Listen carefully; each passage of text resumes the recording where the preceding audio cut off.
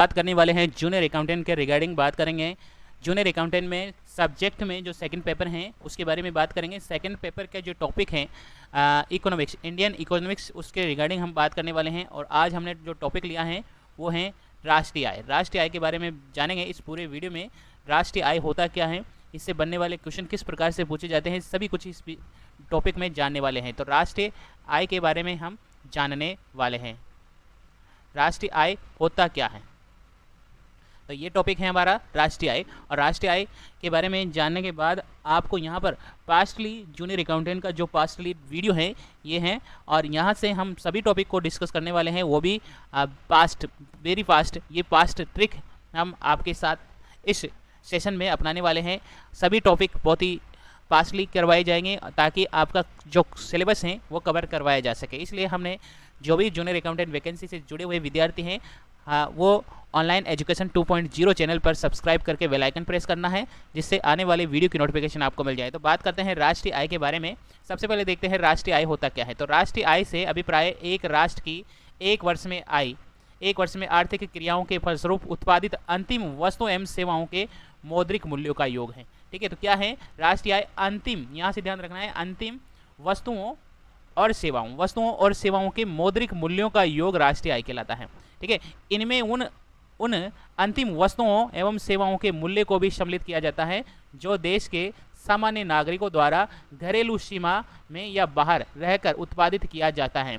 इनमें विदेशों से अर्जित आय को राष्ट्रीय आय में सम्मिलित किया जाता है। ठीक है, तो वो कहलाता है राष्ट्रीय उत्पाद भी कहते हैं। ठीक है, तो राष्ट्रीय आय कहने का मतलब क्या हुआ?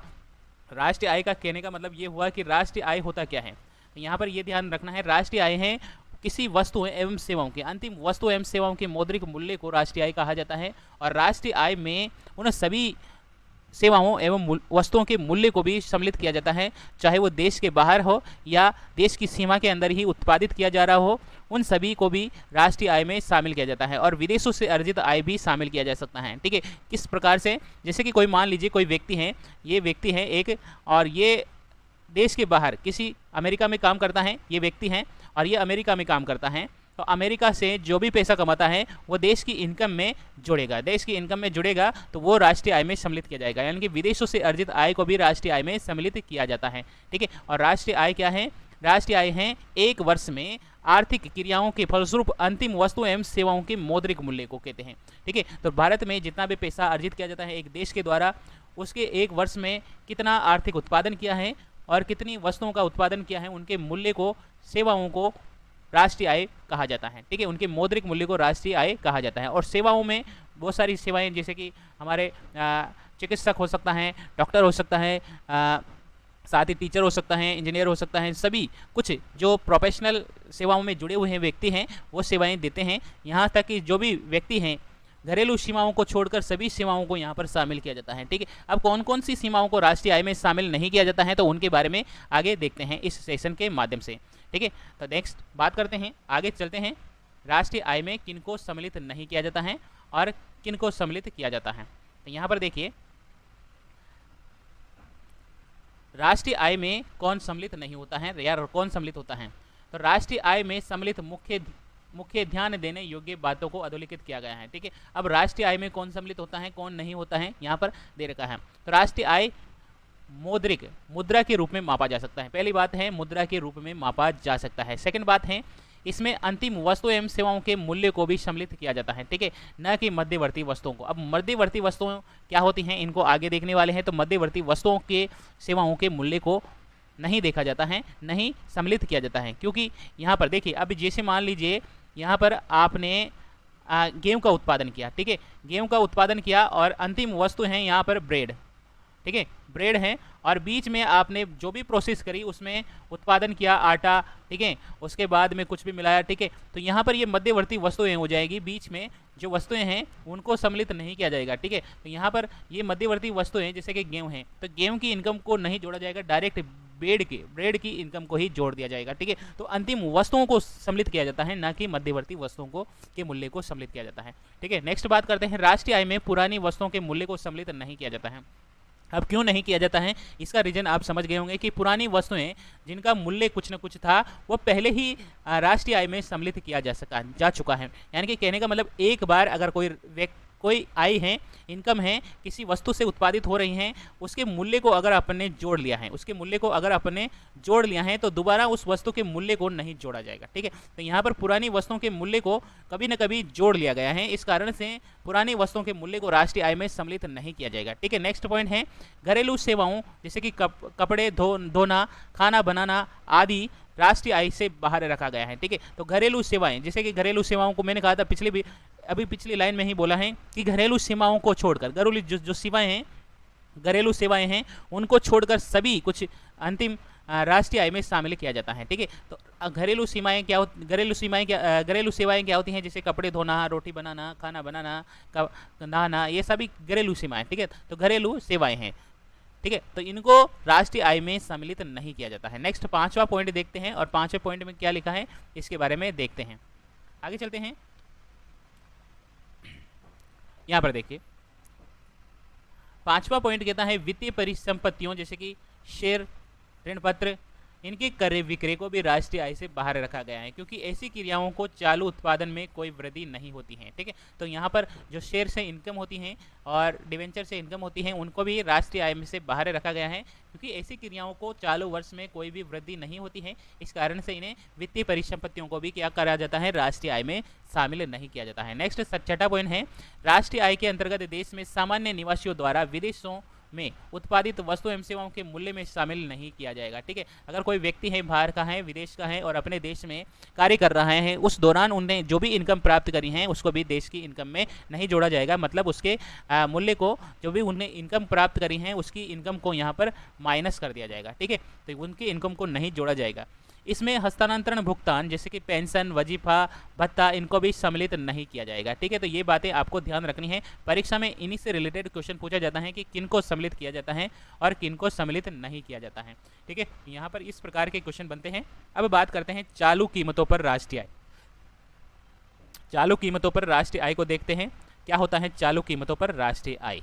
यहाँ पर देखिए national income at current price. ठीक है, जब राष्ट्रीय आय को प्रचलित बाजार मूल्य में मापा जाता है तो इसे चालू कीमतों पर राष्ट्रीय आय कहा जाता है। ठीक है, तो राष्ट्रीय आय को अगर प्रचलित कीमतों के बाजार मूल्य पर मापा जाएगा तो उसे क्या कहा जाता है, चालू कीमतों पर राष्ट्रीय आय। अब चालू कीमतों पर आय को मौद्रिक आय भी कहा जाता है। ठीक है, तो ये बात ध्यान रखना है कि चालू कीमतों पर जो राष्ट्रीय आय है उसको मौद्रिक आय भी कहा जाता है। ठीक है, तो ये बात भी आपको ध्यान रखनी है, और इसी बात को आपको आगे बढ़ाते हैं। स्थिर कीमतों पर राष्ट्रीय आय। स्थिर कीमतों पर राष्ट्रीय आय क्या होता है, तो स्थिर कीमतों पर राष्ट्रीय आय। ठीक है, तो स्थिर कीमतों पर राष्ट्रीय आय national income at constant price. ठीक है, तो स्थिर कीमतों पर राष्ट्रीय आय का अभिप्राय है एक लेखा वर्ष के दौरान एक राष्ट्र के सामान्य नागरिकों द्वारा उत्पादित अंतिम वस्तुओं एवं सेवाओं के मौद्रिक मूल्य से हैं, जिन्हें किसी आधार वर्ष, जैसे कि आधार वर्ष कितना है वर्तमान में 2011-12 है। ठीक है, तो क्वेश्चन पूछ लिया जाता है स्थिर कीमतों पर जो मापांकन का आधार वर्ष क्या माना जाता है, तो आधार वर्ष क्या माना जाता है 2011-12 मापा जाता है, क्योंकि इनके मूल्य के आधार पर मापा जाता है। ठीक है, तो 2011-12 में कीमतों के आधार पर ही यहाँ पर स्थिर कीमतों पर आधार मानकर मूल्य निकाला जाता है। ठीक है, तो इसे वास्तविक राष्ट्रीय आय यानी कि रियल नेशनल इनकम कहा जाता है। और ध्यान रखें प्रचलित बाजार मूल्य प्रति व्यक्ति आय में से मुद्रास्फीति की वृद्धि दर को घटाने पर स्थिर कीमतों में प्रति व्यक्ति आय प्राप्त होती है। अर्थात प्रचलित कीमतों पर प्रति व्यक्ति आय वृद्धि दर के मूल्य का वास्तविक स्थिर कीमतों पर प्रति व्यक्ति आय की दर को मूल्य की अपेक्षा अधिक होगा, यह अंतर मुद्रास्फीति के मूल्य के बराबर होता है। ठीक है, आईएएस क्वेश्चन पूछा गया है ये क्वेश्चन। ठीक है, तो इस प्रकार का क्वेश्चन आईएएस में पूछा जा चुका है। अब यहाँ पर देखिए सकल घरेलू उत्पाद क्या होता है, परीक्षा में डायरेक्टली पूछे जा जाए जीडीपी का फुल फॉर्म क्या है, तो ग्रॉस डोमेस्टिक प्रोडक्ट यानी कि सकल घरेलू उत्पाद एक लेखा वर्ष में एक देश की घरेलू सीमा में, ठीक है घरेलू सीमा को अंडरलाइन करते हैं, में सभी उद्यमियों चाहे वे निवासी हो या अनिवासी हो द्वारा किए गए सकल मूल्य वृद्धि को सकल घरेलू उत्पाद यानी कि ग्रॉस डोमेस्टिक प्रोडक्ट कहा जाता है। ठीक है, मतलब एक देश के घरेलू सीमा में उद्योगपतियों द्वारा या उद्यमियों द्वारा, चाहे वह कहाँ का भी निवासी हो, चाहे भारत का निवासी हो या बाहर का निवासी हो, ठीक है, उन्होंने जो भी मूल्य यानी कि जो भी मूल्य वृद्धि की है उसके आधार पर सकल घरेलू उत्पाद निकाला जाता है। ठीक है, तो इसी प्रकार से देश में सामान्य नागरिकों द्वारा विदेशी में की गई मूल्य वृद्धि से संबंधित देश के घरेलू भाग सकल घरेलू उत्पाद कहलाता है। नेक्स्ट बात करते हैं सकल राष्ट्रीय उत्पाद। सकल राष्ट्रीय उत्पाद क्या होता है? Gross national product, NGNP। ठीक है, तो राष्ट्रीय आय, नेशनल इनकम। राष्ट्रीय उत्पाद की अवधारणा सकल राष्ट्रीय उत्पाद की अवधारणा से विस्तृत है। इसका अनुमान घरेलू उत्पाद में शुद्ध विदेशी साधनों की आय को जोड़कर, ठीक है, लगाया जाता है। तो शुद्ध नेशनल इनकम में क्या होता है? नेशनल ग्रॉस नेशनल प्रोडक्ट में क्या किया जाता है? यहाँ पर शुद्ध विदेशी साधनों से जो आय होते हैं उसको जोड़ दिया जाता है।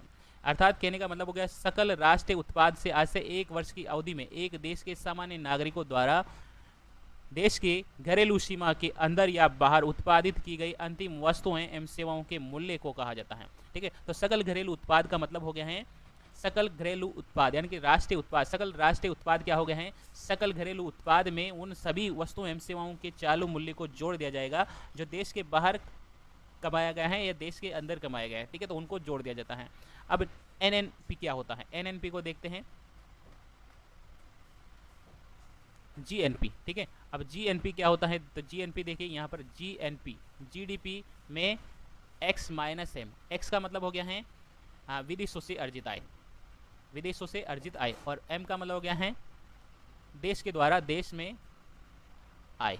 ठीक है, तो यहाँ पर विदेशों से अर्जित आय को अपन प्लस कर देंगे और देश के द्वारा जो व्यक्तियों द्वारा अर्जित आय हैं उसको माइनस कर देंगे। ठीक है, तो यहाँ पर आ जाएगा GNP। GNP का मतलब हो गया GDP plus X minus M। ठीक है, तो देशवासियों द्वारा विदेशी में अर्जित आय और M का मतलब हो गया है विदेशियों द्वारा देश में अर्जित आय। ठीक है, तो उपरोक्त समीकरण ये कहता है कि हमें अगर ये कंडीशन आ जाए तो ये क्या है? बंद अर्थव्यवस्था में होता है। ठीक है, जब इंपोर्ट एक्सपोर्ट दोनों ही बराबर होता है तो ये क्या होती है? बंद अर्थव्यवस्था में होता है। ठीक है, तो ये राष्ट्रीय आय से संबंधित क्या क्या क्वेश्चन पूछे जा सकते हैं, अब परीक्षा की दृष्टि से यहाँ पर क्वेश्चन को देख लेते हैं। पहला क्वेश्चन देखते हैं, यहाँ पर है परीक्षा की दृष्टि से भारत में राष्ट्रीय आय की गणना सबसे पहले, भारत की राष्ट्रीय आय की गणना कौन करता है? भारत में राष्ट्रीय आय की गणना करता है केंद्रीय सांख्यिकी संगठन CSO। ठीक है, CSO केंद्रीय सांख्यिकी संगठन। बहुत ही परीक्षा में बार बार क्वेश्चन पूछा जाता है कि भारत में राष्ट्रीय आय यानी कि नेशनल इनकम की गणना कौन करता है? तो यहाँ पर है CSO करता है, यानी कि केंद्रीय सांख्यिकी संगठन, केंद्रीय सांख्यिकी संगठन इसकी गणना करता है। ठीक है, केंद्रीय सांख्यिकी संगठन इसकी गणना करता है। सेकंड क्वेश्चन है भारत में राष्ट्रीय आय, भारत में राष्ट्रीय आय समिति का गठन कब किया गया? तो 1949 को भारत में राष्ट्रीय आय समिति का गठन किया गया है। ठीक है, मौद्रिक आय से क्या तात्पर्य है? मौद्रिक आय से है चालू कीमतों पर राष्ट्रीय आय, चालू कीमतों पर राष्ट्रीय आय। किसी देश की आर्थिक विकास का सही सूचक कौन सी आय है? तो देश की जो आर्थिक विकास का सूचक कौन सी आय है, ये UPSC में क्वेश्चन पूछा गया है। ठीक है, यहाँ पर स्थिर कीमतों पर राष्ट्रीय आय। ठीक है, तो देश की नेशनल इनकम भी क्या होती है? स्थिर कीमतों पर राष्ट्रीय आय, स्थिर कीमतों पर राष्ट्रीय आय ये देश की आर्थिक विकास को दर्शाती है। नेक्स्ट है साधन लागत पर राष्ट्रीय आय किस प्रकार के करों को सम्मिलित नहीं किया जाता है? ठीक है, तो अप्रत्यक्ष करों को सम्मिलित नहीं किया जा सकता है। ये IAS क्वेश्चन परीक्षा में क्वेश्चन पूछा गया है। ठीक है, वर्तमान समय में राष्ट्रीय आय का अनुमान लगाने का आधार वर्ष क्या है? तो अभी आधार वर्ष क्या है जो कि पहले ही डिस्कस कर चुके हैं, 2011-12 है, और ये कब से चेंजेस हुआ है? 30 जनवरी 2015 से। ठीक है, आधुनिक राष्ट्रीय लेखा प्रणाली के पिता किसे कहा जाता है? आधुनिक लेखा प्रणाली के पिता किसे कहा जाता है? ग्रेगरी किंग्स को, ग्रेगरी किंग्स को। भारत में सांख्यिकी आंदोलन का जनक किसे कहा जाता है? भारत में सांख्यिकी आंदोलन का जनक किसे कहा जाता है? प्रशांत चंद्र महालनोबिस। ठीक है, तो महालनोबिस को यह कहा जाता है। नेक्स्ट हम बात करते हैं शुद्ध राष्ट्रीय आय। शुद्ध राष्ट्रीय आय क्या होता है? अब शुद्ध राष्ट्रीय आय को देखते हैं। यहाँ पर शुद्ध राष्ट्रीय आय का मतलब हो गया है शुद्ध राष्ट्रीय उत्पाद। याद करने के लिए GNP पूंजी स्टॉक की खपत मूल्यह्रास को घटा दिया जाता है तो गणितीय समीकरण बन जाता है। NNP निकालने का फॉर्मूला क्या है? National product. GNP जितना होगा उसमें से अगर डेप्रिसिएशन माइनस कर दिया जाएगा तो NNP आ जाएगा। ठीक है, नेट नेशनल प्रोडक्ट। अब नेक्स्ट बात करते हैं राष्ट्रीय आय।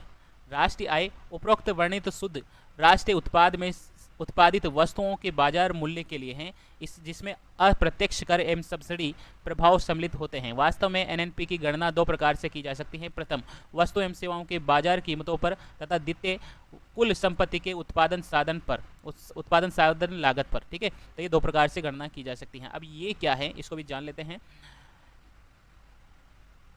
पहला है नॉमिनल जीडीपी क्या होता है, नॉमिनल जीडीपी क्या होता है, और दूसरा है वास्तविक जीडीपी क्या होता है। तो नॉमिनल जीडीपी सकल घरेलू उत्पाद का वह आंकड़ा जिसमें मुद्रास्फीति का समायोजन नहीं किया जाता है। ठीक है, नॉमिनल जीडीपी कहलाता है।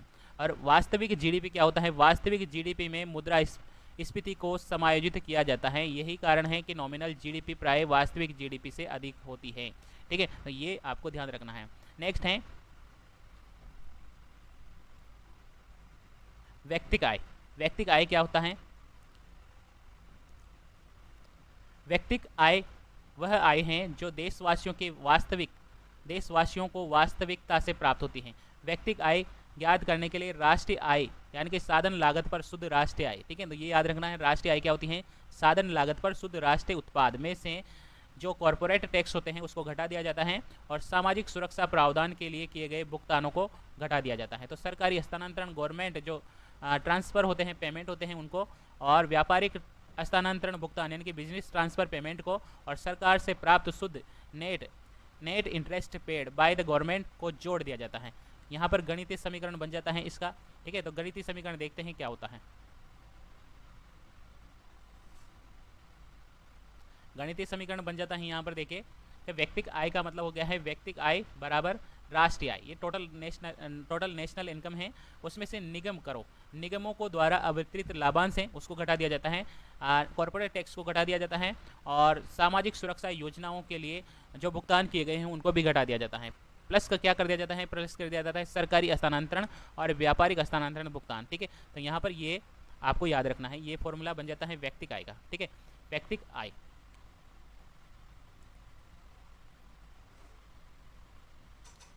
एक यहाँ पर है, एक पॉइंट और छोड़ गए हैं, यहाँ पर दो क्वेश्चन है परीक्षा में जो पूछा जाता है, ये भी पूछा जाता है, ये भी याद रखना है आपको क्या क्वेश्चन पूछा जाता है। एक याद रखना है, सर्वप्रथम मानक राष्ट्रीय लेखा प्रणाली, स्टैंडर्ड नेशनल अकाउंटिंग, ठीक है, NSNA प्रकाशित कब हुआ, UNO द्वारा 1968 में, UNO द्वारा 1968 में। भारत में राष्ट्रीय आय के आंकड़ों को वित्तीय वर्ष पर आधारित कब से कब तक, ठीक है, तो वित्तीय वर्ष का जो आंकड़ा है, वित्तीय वर्ष किसे माना जाता है, तो 1 अप्रैल से 31 मार्च ये राष्ट्रीय आय यानी कि नेशनल जो फाइनेंसिंग ईयर है उसे माना जाता है। 1 वर्ष से 1 अप्रैल से 31 मार्च का फाइनेंसिंग ईयर क्या माना जाता है, 1 अप्रैल से 31 मार्च।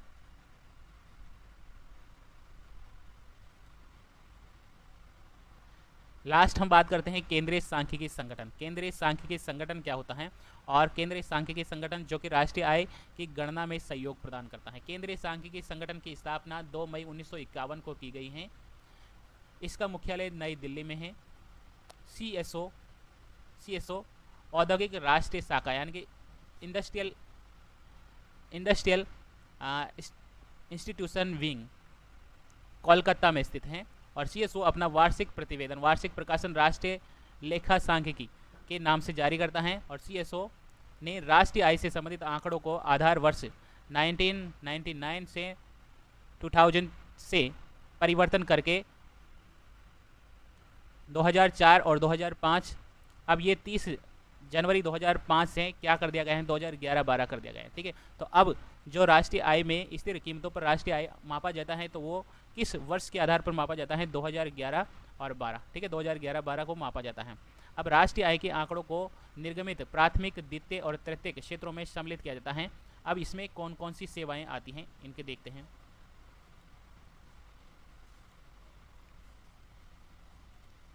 पहला है प्राथमिक क्षेत्र। प्राथमिक क्षेत्र क्या होता है, द्वितीय क्षेत्र क्या होता है, तृतीय क्षेत्र क्या होता है। प्राइमरी सेक्टर, सेकेंडरी सेक्टर और टेरिटरी सेक्टर। प्राइमरी सेक्टर में आता है कृषि, पशुपालन, वानिकी, मत्स्य पालन और खनन क्रिया। और द्वितीय क्षेत्र में जो विनिर्माण, निर्माण, विद्युत, गैस और जलापूर्ति आता है। तृतीय क्षेत्र में परिवहन, संचार, व्यापार, होटल, रेस्टोरेंट, बैंकिंग, बीमा, वास्तविक संपदा और लोक प्रशासन, सुरक्षा, ये सभी शिक्षा और विदेशी क्षेत्र यहाँ पर सम्मिलित किया जाता है। तो आज हमने नेशनल इनकम को देखा है, इससे जुड़े हुए क्वेश्चन भी हम करने वाले हैं। तो वीडियो अच्छा लगा हो तो लाइक और शेयर करना है। चैनल अभी तक सब्सक्राइब नहीं किया है तो सब्सक्राइब कर लीजिए, बेल आइकन प्रेस कर लीजिए ताकि आने वाली वीडियो की नोटिफिकेशन आपको मिल जाए। थैंक यू, धन्यवाद, जय हिंद, जय भारत।